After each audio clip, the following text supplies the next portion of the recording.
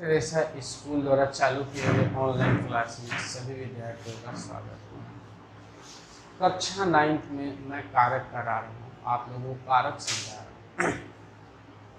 कारक में करण कारक यानी तृतीय विभक्ति चल रहा है, कर्ता कारक और कर्म कारक आप लोगों को मैं पहले ही करा चुका हूँ। करण कारक में भी काफ़ी कुछ करा चुका हूँ। आज अगला पॉइंट है कि येन चिन्हेन कस्य अपि अभिज्ञानम होती, यानी जिस चिन्ह से अभिज्ञानम यानी किसी की पहचान होती हो, तस्मिन चिन्हवाची शब्द तृतीया विभक्ति होती, तो उस चिन्हवाची शब्द में तृतीया विभक्ति का प्रयोग किया जाता है। ध्यान से समझिएगा, यानी कहने का मतलब है कि वाक्य में कोई चिन्हवाची शब्द दिया हुआ,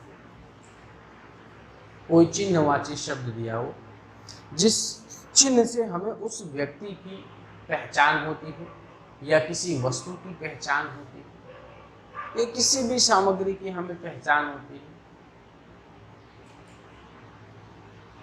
तो उस वस्तु या व्यक्ति की पहचान कराने के लिए जिस शब्द का प्रयोग होगा वो शब्द क्या कहलाएगा? चिन्हवाची शब्द। क्या कहलाएगा? चिन्हवाची शब्द। और इस प्रकार के चिन्हवाची शब्दों में तृतीया विभक्ति का प्रयोग किया जाता है। दोबारा से बता कि किसी व्यक्ति की पहचान करने के लिए या किसी वस्तु की पहचान करने के लिए किसी चिन्हवाची शब्द का प्रयोग किया जाए।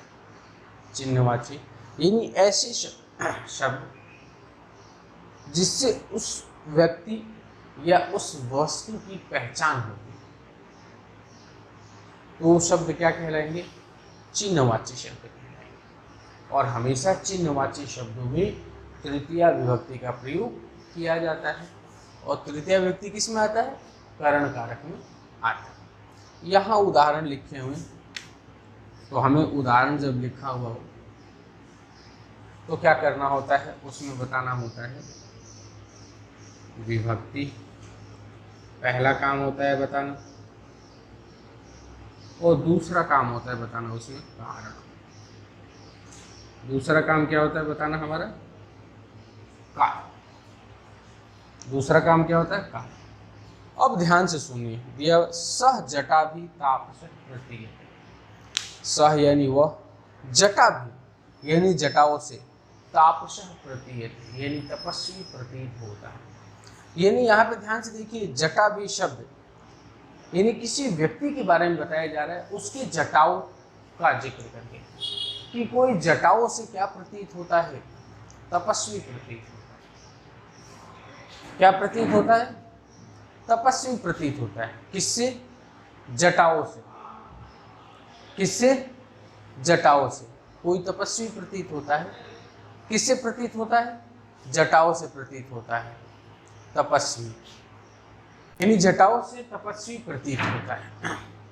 तो यहाँ जटा शब्द उस तपस्वी की पहचान करने के लिए प्रयोग में किया गया। क्या किया गया? जटा शब्द उस तपस्वी की पहचान करने के लिए प्रयोग किया गया। इस वजह से इस जटा शब्द में क्या आ जाएगा? तृतीया विभक्ति आ जाएगा। क्या आ जाएगा?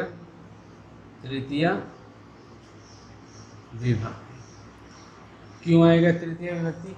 क्योंकि इस जटा शब्द के द्वारा उस व्यक्ति की पहचान हो रही है। इस जटा शब्द के द्वारा उस व्यक्ति की पहचान हो रही है कि वो क्या है?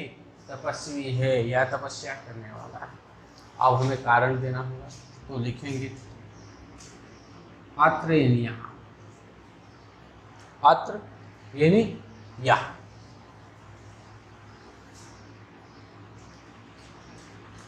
लिख देंगे अभिज्ञान चिन्ह शब्दस्य, या ऐसे लिख देंगे कि जटा भी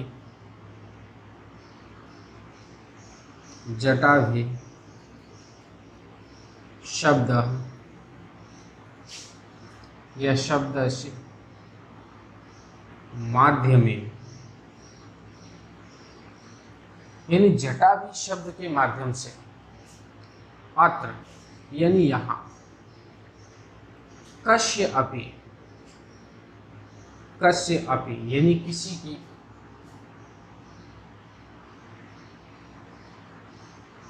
अभिज्ञानम भवति यानी यहाँ किसी की पहचान हो रहा है। इत्यत्र कारणात्, इत्यत्र कारणात्, इत्यत्र कारणात् इस कारण से, अत्र यानी यहाँ,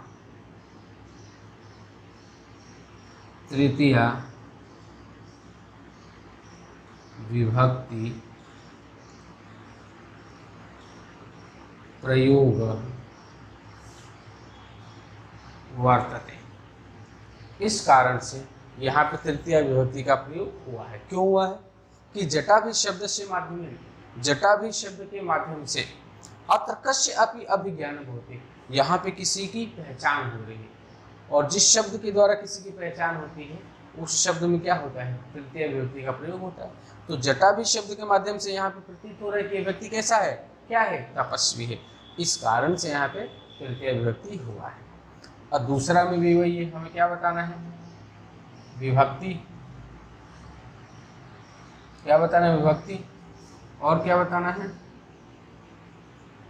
कार्य। पहला बताना है विभक्ति, दूसरा बताना है कार्य। तो क्या है, सह बालक पुस्तके छात्र प्रतीयते, सह यानी वह, बालक है यानी बालक, पुस्तके यानी पुस्तक से, छात्र प्रतीयते छात्र प्रतीत होता है।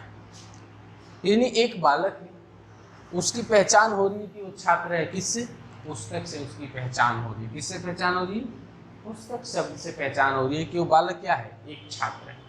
पुस्तक शब्द से उसकी पहचान हो रही है कि बालक क्या है, एक छात्र है। तो इस पुस्तक शब्द के द्वारा किसी व्यक्ति की पहचान हो रही है। तो जिस चिन्हवाची शब्द से किसी की पहचान होती हो, उस चिन्हवाची शब्द में कौन सी व्यक्ति का प्रयोग होता है, तृतीया विभक्ति का प्रयोग होता है। किसका प्रयोग होता है, तृतीया विभक्ति का प्रयोग होता है। किसका प्रयोग होता है, तृतीया विभक्ति का। कब, किसी चिन्हवाची शब्द का प्रयोग किया जाता है, तो चिन्हवाची शब्द के योग में, उस चिन्हवाची शब्द में किसी व्यक्ति का प्रयोग होता है, तृतीया विभक्ति का प्रयोग होता है। ठीक है, किसका प्रयोग होता है, तृतीया विभक्ति। अब कारण बताना है, तो ऐसे ही यहाँ पे जैसे लिखें, यहाँ लिख देंगे पुस्तके शब्दस्य माध्यमे, शब्दस्य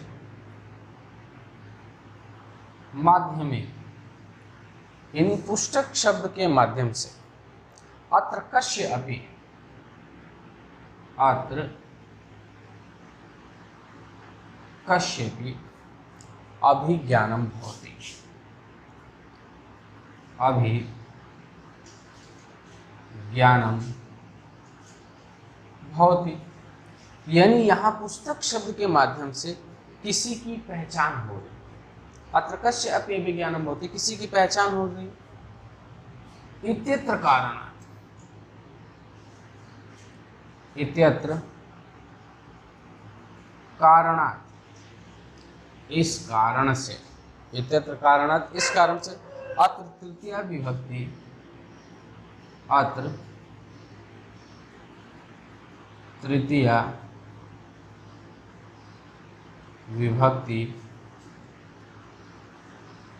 प्रयोग वर्तते। इस कारण से यहाँ पे तृतीया विभक्ति का प्रयोग है। तो इस प्रकार से आज चिन्हों के माध्यम से पहचान करने वाले या चिन्हवाची शब्दों के युग में किस विभक्ति का प्रयोग होता है या कौन से कारक में आते हैं, उसके ऊपर विस्तार रूप से आपको समझाया, उदाहरण करके बताया। तो इस चीज़ को समझ करके दोबारा से करने का प्रयास करें और भी उदाहरण करने का प्रयास करें, उनमें विभक्ति लिखने का प्रयास करें, कारण देने का प्रयास करें। एक बात और आपको स्पष्ट करता हूँ, कारण कई प्रकार से लिखे जाते हैं, इस बात को दिमाग में रखिएगा। जरूरी नहीं है कि आप यही शब्द या जो मैंने कारण लिखा है वही आपका है। आपको यदि अपने तरीके से कारण एक्सप्लेन करने आता है तो आप कर सकते हैं। इसमें कोई समस्या नहीं है। कारण जरूरी नहीं कि मैंने जो दिया वही है। विभक्ति में परिवर्तन नहीं कर सकते, लेकिन कारण कई प्रकार से दिए जाते हैं। तो यदि आपको सही सही कारण दूसरे शब्दों में एक्सप्लेन करने आता है, बताने आता है, तो आप उनका भी प्रयोग कर सकते हैं। आज के लिए इतना ही, धन्यवाद।